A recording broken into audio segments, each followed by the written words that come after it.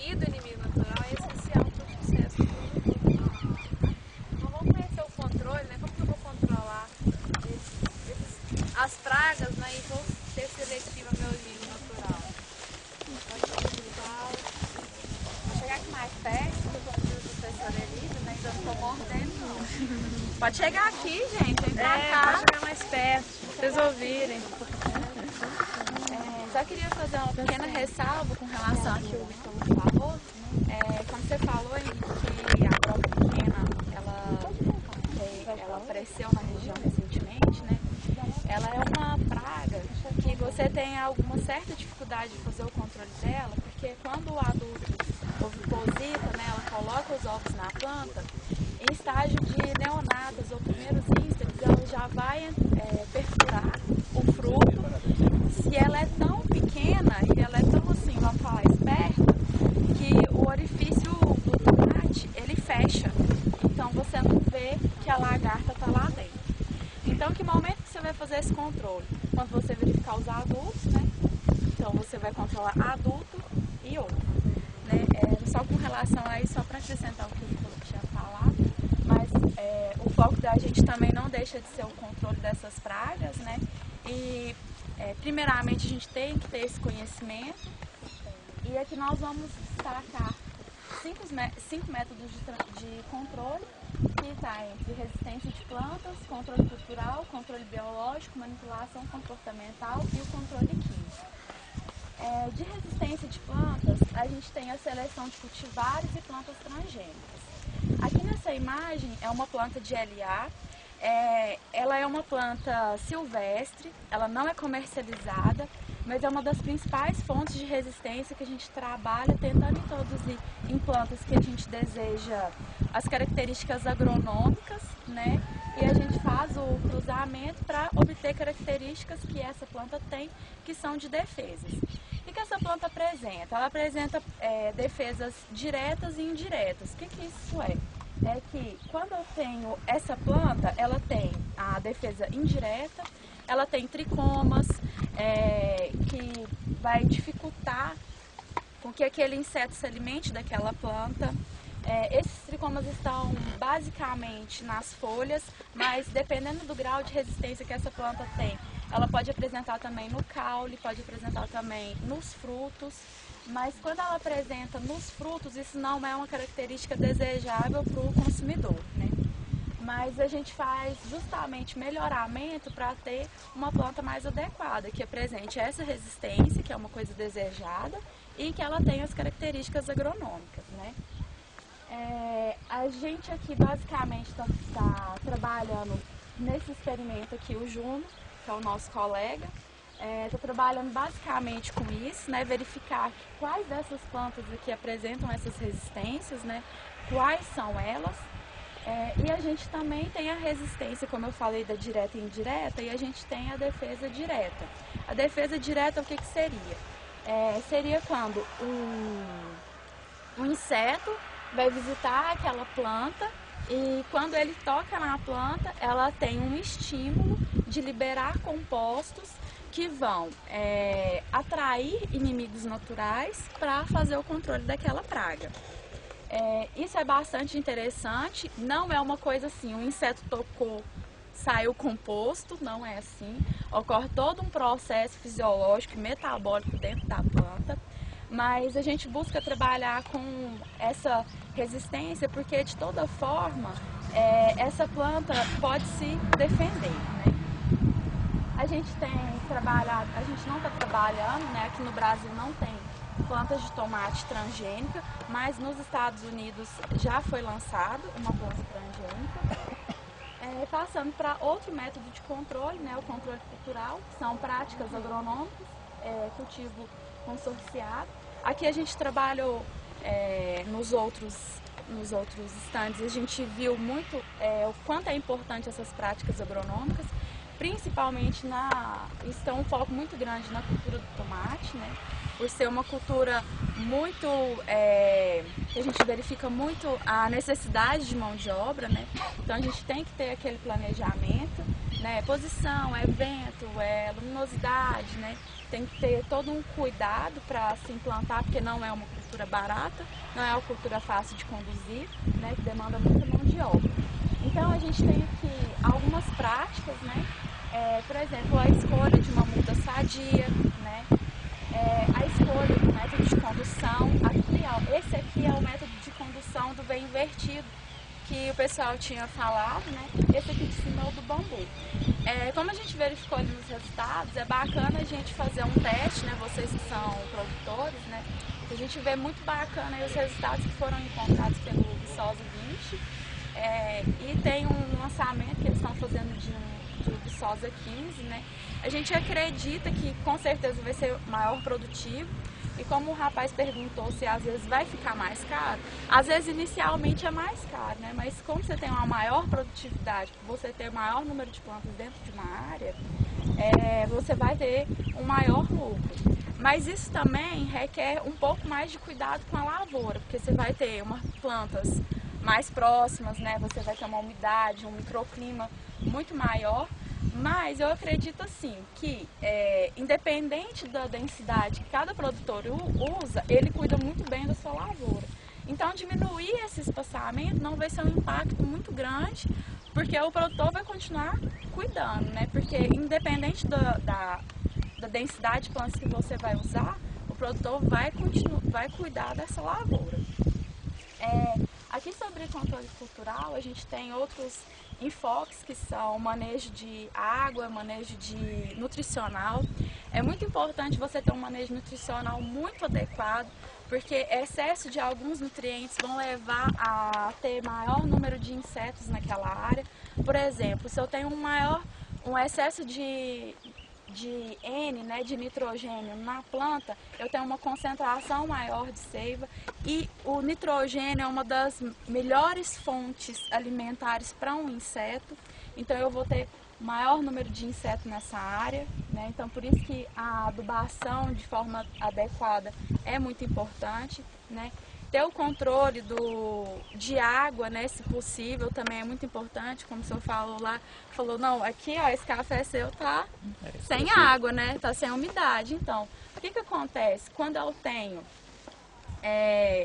falta de água, eu tenho uma concentração maior de nutrientes nessa planta, né? E isso vai ocasionar que ela vai ficar também mais sensível, né? Então eu vou ter uma maior susceptibilidade dessa planta e ela vai ser mais atacada, porque ela está sensível. Aqui no controle cultural, uma das coisas que a gente tinha para falar também é época de plantio, que pode ser observado, a densidade populacional, como eu havia falado. Deixa eu pegar minha colinha aqui, que tem outras coisas que eu queria falar também. A seleção de um local mais apropriado, né? A gente evitar, por exemplo, dessa forma que nós plantamos aqui, muito próximo à estrada, a gente tem um acúmulo de poeira nas folhas. Isso vai ocasionar um ótimo abrigo para a oviposição, principalmente de ácaros. A gente tem que preservar também, buscar preservar uma maior concentração de inimigos naturais nessa área, então é interessante plantar próximo de matas, né? E a gente utilizar sempre, principalmente nesse controle aqui, o planejamento do produtor antes de colocar a planta no campo. A gente tem também o controle biológico, né? Que é o uso de parasitóides, micro-organismos e predadores. Como o Ítalo deu uma ótima explicação lá para nós. E aqui eu coloquei alguns enfoques. Por exemplo, o tricograma, ele é um parasitóide que parasita ovos, principalmente de Lepidoptera. E, sendo assim, ele vai parasitar ovos de Helicoverpa, ovos de Spodoptera, se estiver na área, ovos de broca pequena. E aqui, normalmente, a gente faz uma liberação massal ou então o controle biológico natural, que é a conservação que você tem na sua área.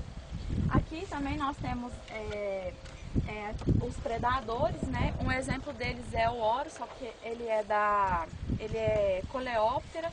Ele faz o controle, a predação de trípes, pulgão e ácaro. E aqui, passando pro... Ó, gente, eu tô adiantando, é porque já estourou meu tempo, viu? Vocês me desculpam. Eu falei demais do controle cultural. Mas aqui a gente tem também a manipulação comportamental, que é o uso de feromônios atraentes e repelentes, né? A gente tem como os principais usos o uso da armadilha delta, que é essa armadilha aqui. Hoje a gente tem ela para tuta, helicoverpa e broca pequena. A gente coloca essa armadilha em torno de 10 armadilhas por hectare. É muito usual para, se você quiser usar essa armadilha para controle, são 20 armadilhas por hectare. E se você quiser usar ela para monitoramento, para efetivar algum controle, ela é usada 10 armadilhas por hectare. E aqui a gente tem um piso adesivo e coloca uma cápsula que vem dentro dessa caixinha aqui, é uma cápsula desse tamanho. A gente coloca no centro, onde está escrita a marca aqui da empresa, e ela vai atrair fêmeas machos, né? Desculpa. Vai atrair fêmea também, pode trair. Vai atrair então os adultos, né, dessas espécies. E aqui nós temos outra armadilha mais usual em casas de vegetação, que são armadilhas adesivas. As amarelas, elas elas atraem principalmente a mosca branca, e a azul atrai principalmente o trix. E amarelo pulgão também.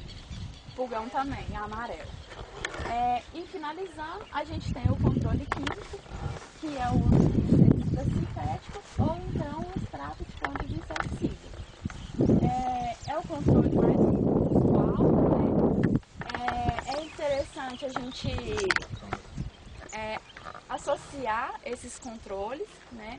Lembrando que para o controle químico, a gente tem sempre que estar tendo um cuidado de olhar se o produto tem registro, olhar o período de carência, usar um produto seletivo, fazer rotação de produtos na área, porque senão você vai tornar aquele inseto muito resistente àquele produto que você sempre fica utilizando, né? E a gente tem outras características aqui que vão ser colocadas pelo nosso colega Júnior. Eu agradeço a vocês. Se alguém tiver alguma dúvida. Eu vou falar depois no final, pra fechar. Tá, aham. Não vou tomar muito tempo não. Obrigada.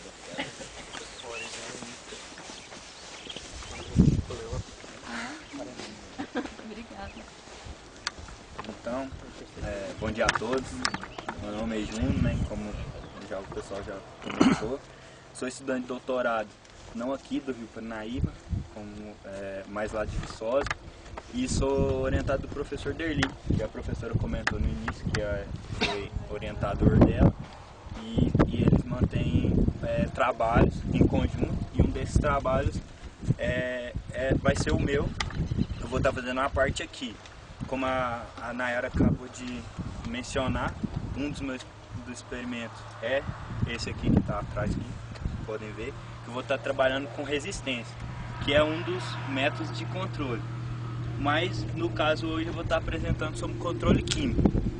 E como pode observar, ele tem uma relação, um destaque, né, maior em relação aos outros. Isso vem relacionado à sua eficiência, que comparado aos outros tem uma maior eficiência e assim é o mais utilizado. Só que para manter essa eficiência desse controle, ele tem alguns princípios que devem ser levados e que eu vou estar mencionando aqui durante a apresentação para vocês. Então, o controle químico, ele é o quê? Ele é utilizado nas culturas para controle dos insetos pragas. Aí a primeira dúvida, aqui relacionado ao MIP e no sistema adotando o MIP. E o sistema convencional, onde que a praga, no caso, simplesmente a presença dela na cultura, ela já é considerada praga, ou seja, se realiza o controle químico. E já dentro do MIP, como eu vou estar mencionando, se deve levar em consideração um nível dessa praga para sim ser ela considerada como praga e estar consequentemente realizando seu controle. Então aqui em forma de explicação, densidade populacional da praga ao longo do tempo, ao longo do ciclo da cultura. Então temos 3 parâmetros, que seria o nível de dano econômico, o nível de controle e o nível de equilíbrio, onde seria o ponto de equilíbrio da praga, onde que seria o ideal. Mas, eventualmente, a densidade populacional vai atingir alguns níveis mais elevados, que podem chegar ao nível de dano econômico, no caso, igual ao custo de produção, custo de controle, na verdade.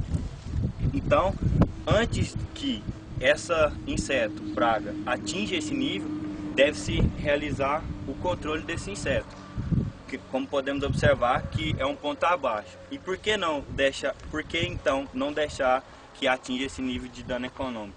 Porque quando esse inseto atinge esse nível, já está causando prejuízo ao produtor, né? Então, esse nível sempre é inferior ao nível de dano econômico. E esse controle, vai ser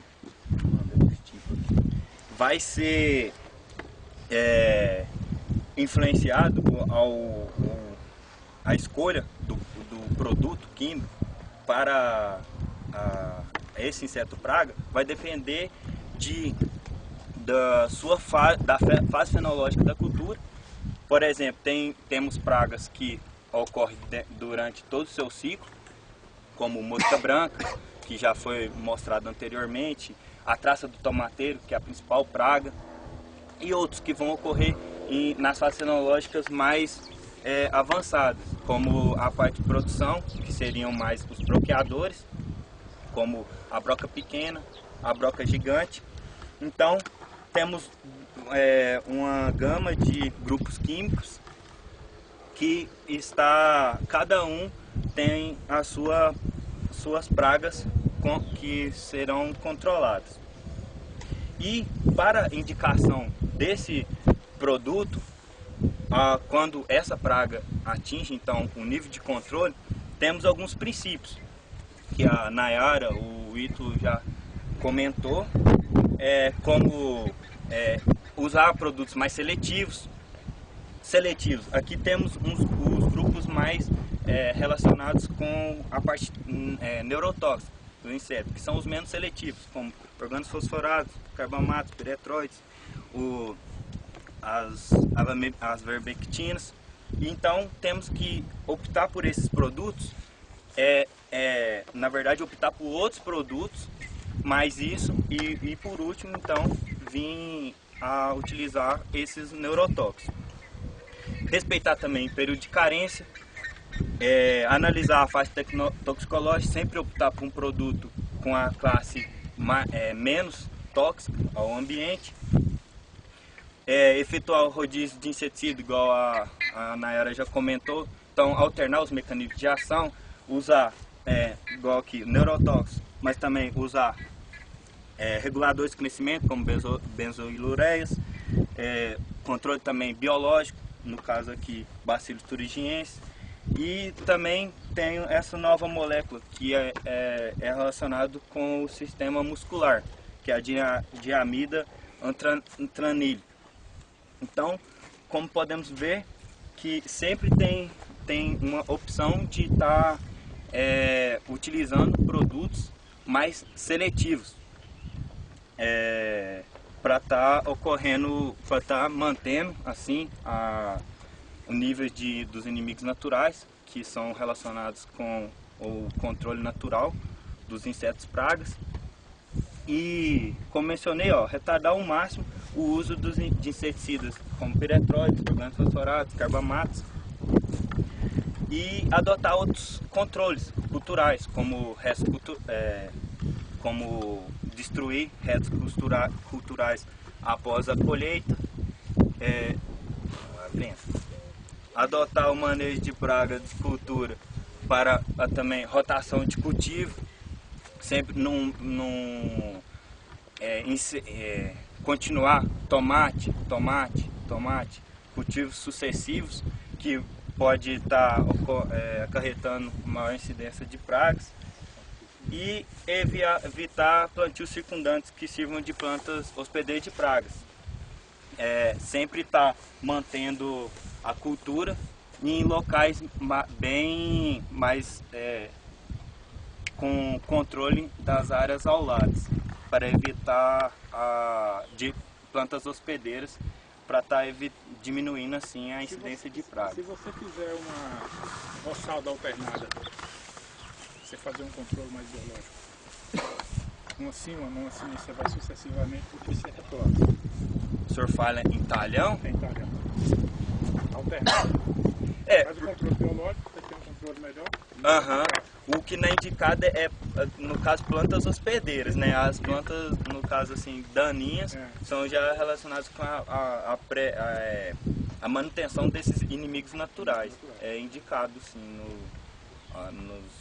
entre os talhões. Mais algum questionamento? Tem problema com claridade? Bom, o sol da... Bom, pessoal, então fechando, né, a nossa demonstração, né, a nossa guia de campo, fechando com as pragas e as formas de controle. E aqui o Júnior, a Nayara, né, o Ito mesmo já comentou aqui, não é só controle químico, isso se baseia no conhecimento da praga. E aí, por exemplo, uma simples roçada ou não, né, por exemplo, simples locomoção de uma cultura, a gente fala assim, da mesma família, por exemplo, se eu plantei pimentão, se eu plantei batata, eu não posso de jeito nenhum plantar perto um tomate, por quê? As mesmas são pragas semelhantes, então tem uma praga, vai migrar de uma lavoura velha para nova, né? Rotação, né? Fazer a rotação é importante, fazer a limpeza, vocês viram? Tirar os brotos com doenças, tirar os brotos ladrões, eu estou reduzindo a incidência de praga na minha lavoura, tá? E além de limpeza, simples manejo correto da lavoura, tá? No caso de planta com virose, lá é arrancar a planta, queimar, jogar longe. Isso, as plantas, né? No caso, nosso foco, o vírus está ligado aos insetos sugadores, né? Eu estou lembrando, retirar essas plantas doentes, né? Que estão com pragas diretamente ali, tá? Então a gente queria realmente demonstrar para todos aqui que estão presentes que a cultura do tomate é uma cultura bonita, tá? É uma cultura boa, é uma cultura lucrativa, sendo que você tem que fazer o quê? Conhecer a cultura, nós começamos com a Natália, culturas, princípios básicos, eu posso mudar a minha forma de condução, a gente mostrou para vocês um novo sistema e além disso a praga a gente tem que fazer um controle eficiente, tá? Se vocês tiverem mais alguma dúvida, comentários, nós estamos à disposição, né, para atender vocês aqui. Tranquilo? Então tá, gente. Então o grupo, né, GPH, GPMIP, agradece de coração a presença de todos, tá? Se Deus quiser, no final do ano a gente vai ter o segundo dia de campo já com cultivares diferentes. Então, lembrando, a gente avaliou só mais o dominador, mas a nossa proposta é trazer no final do ano pelo menos aí umas 5, 6 cultivares. Basicamente focando em resistência a insetos, mas também trazer uma novidade, trazer pelo menos um grape para vocês verem na prática e provarem, né? Provarem então o grape, tá bom? Obrigada a todos. Então, vamos tirar uma foto oficial do campo. Pode colocar no site de atividades, né? Obrigada, Antônio. Qual que é o site? Qual que é o site de contato para a pessoa assistir? SBT Contato. Tem site, tem e-mail? Nós temos um e-mail, né? E-mail pessoal, maria.sena@fv.br. Quem tiver interesse em participar do grupo, nós estamos sempre abertos, né, para receber estagiários, né, para aprender e trocar conhecimento com a gente.